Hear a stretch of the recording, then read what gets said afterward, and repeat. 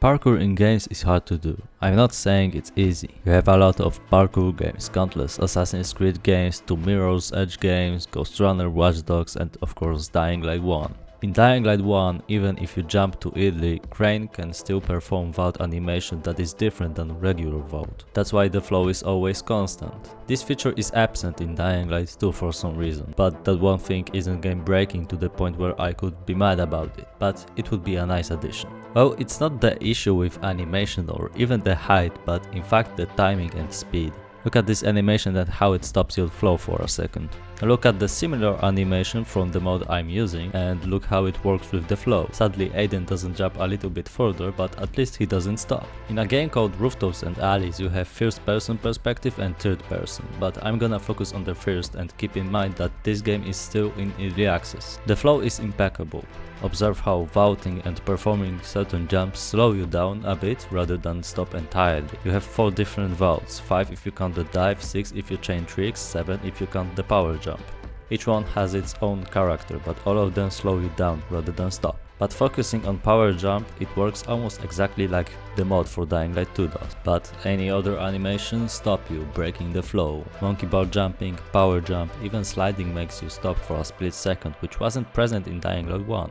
Almost everything makes you stop rather than slow you down, and funnily enough, vaults don't slow you down. Now let's see another example from one and only Mirror's Edge. Parkour in Mirror's Edge is flawless. It's perfect, down to the last minute detail. Every animation was carefully applied to keep you in the flow, and it's unironically in the lore. You can perform power jumps only in a selected number of places, yet it still doesn't break the flow. Every animation can slow you down a bit, including breaking the flow if you perform some actions too early or too late, but never actually stop you in one place. Even vaulting over big fences still has movement in it. When you compare these 3 games, of course, you get something different from each one. Dying Light 2 has more open structure and more verticality, while Rooftops and Alleys offer mostly snippets of obstacle courses that feel like a small demo of what this game wants to be. But as I said, it's still in early access, yet it still has better flow than Dying Light 2 does. And Mirror's Edge takes this concept of snippets into more open structure, offering wider range of obstacle courses that are still unique in each level. But to summarize the point, the parkour itself wouldn't be so floaty only if Techland improved the flow of the animations so they slow you down a bit rather than stop entirely. One mod showed me that it can be done, so either can be fixed by applying other mods like band-aids to fix the issue, or wait for Techland to never actually fix it. But then again, the consoles are left behind. So it was never the problem of height or time spent in the air, although